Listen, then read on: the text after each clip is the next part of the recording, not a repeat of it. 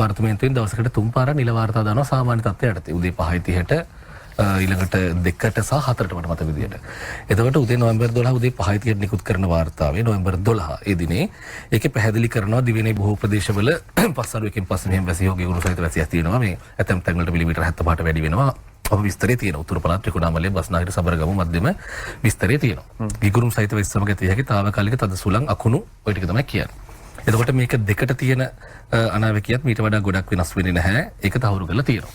එතකොට නොවැම්බර් 12 වෙනිදා එතුමා වෙල්ල එක කියන එක හරිනේ. එතකොට මේක තමයි තියෙන තත්ත්වය. බෙන්ගාල ලෝකාශ්‍රිතව වර්ධනය වෙමින් කියලා කියනවා. එතකොට ඔය කියන එක මේ නොවැම්බර් 18 වෙනිදා පස්වරු දෙකට නිකුත් කරන වාර්තාව පටන් ගන්නෙම දිවයින ආශ්‍රිතව පැවති අඩුපීඩන කලාපය ක්‍රමයෙන් දිවයිනෙන් නිවතට ගමන් කරමින් පවතී.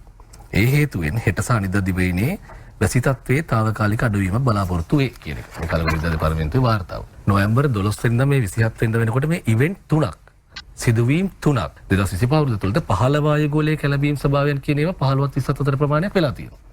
එතකොට හැම 15 වායු ගෝලයේ කැළඹීමකදීම දෙවන්ත ආපදාකට අපි සූදානම් වෙන්නේ නැහැ. ඒ කියන්නේ තොරතුරු මේක යන්නේ කොහෙටද ඔක්කොම එක්ක.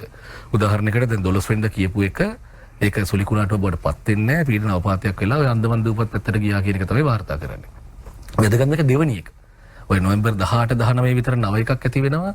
ඒකේ හොඳ අනුතරංගවීමක් කරනවා. ඒක ගිනිකොළ දෙසින් එනවා කියලා ඒක තමයි අපේ දීවරයන්ට බලපාන්නේ. ඇත්තට මේකට සාර්ථකව ක්‍රියාත්මක වෙනවා. අපි එක දීවර බෝට්ටුවකට අහු වෙන්නේ නැහැ. ඒකට අදාළ දැනුවත් කිරීම සහ ඒක ඇතුළේ දීවරයන් ආරක්ෂා වෙනවා. එතකොට මේ තත්ත්වය වර්ධනය වෙන නොවැම්බර් 25 වෙනකොට. නොවැම්බර් 25 උදේ 5:30 වාර්තාවෙත් තියෙන්නේ 15 වායු ගෝලයේ කැළඹීම් ස්වභාවයක් තියෙනවා කියන එක. එතකොට නොවැම්බර් 27 තමයි පීඩන අවපාතයක් කියලා උදේ 5:30ට වාර්තා කරන්නේ. නමුත් දිගින් දිගට මේ සිදුවීම් වෙන එක ඇතුලේ මේක අවසානයක රට ඇතුළට එන්න පුළුවන් කියන සූදානමක් එක්ක තමයි 25 ඉඳන් ආණ්ඩුව මේකට ලෑස්ති වෙන්නේ. දැන් මට ප්‍රශ්න දෙකක් එනවා. එකක් ඇවිල්ලා මේක මේ ඒ කියන්නේ එකක් තමයි 12 කිව්වා කියන එක. ඔව්. දැන් අපි 18 ඉවර කරනවානේ. ඔව්. ඒ ඉවෙන්ට් එක ඉවර වෙනවා. ඉවෙන්ට් එක ඉවරයි. හැබැයි 27 උදේ ඔව්.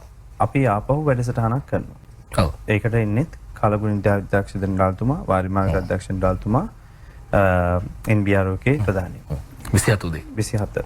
එතකොට මම අහනවා මමත් ඔකේ කලින්දු හිටියේ. මම අහනවා ආපහු ඔබතුමා කොහොමද මේක සති දෙකක් ඉස්සෙල්ලා කිව්වේ කියලා. ඔව්.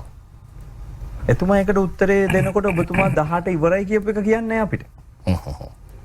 මම කියන්නේ එතුමාගේ වැරද්දක් කියලා. එතුමා කියනවා අපි මේක දැක්කා වර්ධනය වෙනවා වර්ධනය වුණා මේකේ තමයි මම මේ ආපහු පාර මට වරදිනවද කියලා මම මේ ඔබතුමා ඔක කියන ගමන් කනේ ගහගෙන මම මේ ලයිව් එක බලන් හිටියේ මෙතුමා මේ ඒක පැහැදිලි කරලා කියනවා මම මේකට වෙලාව ගන්න. මට පරිවර්තන වෙලා දිවයිනෙන් බැහැරට යනවා. බැහැරට යනවා.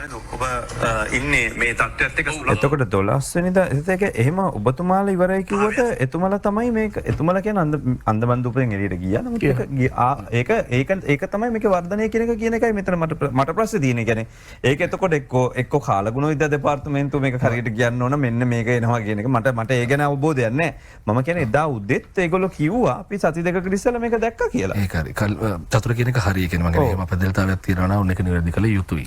පැහැදිලිවම මොකද මේක සම්බන්ධයෙන් මේ ආපු කතා බහත් එක්ක අපිත් අදාළ නිලධාරීන් එක්ක දිගට අනුපැතින් කතා කරා මේ මම කියන කතාව පාර්ලිමේන්තුවේ අපි කතා කරපු කතාව කියන්නේ අනුපක්ෂ ප්‍රධාන සංවිධායක විදිහට. ඒතකොට මේක ඉවෙන්ට් තුනක්.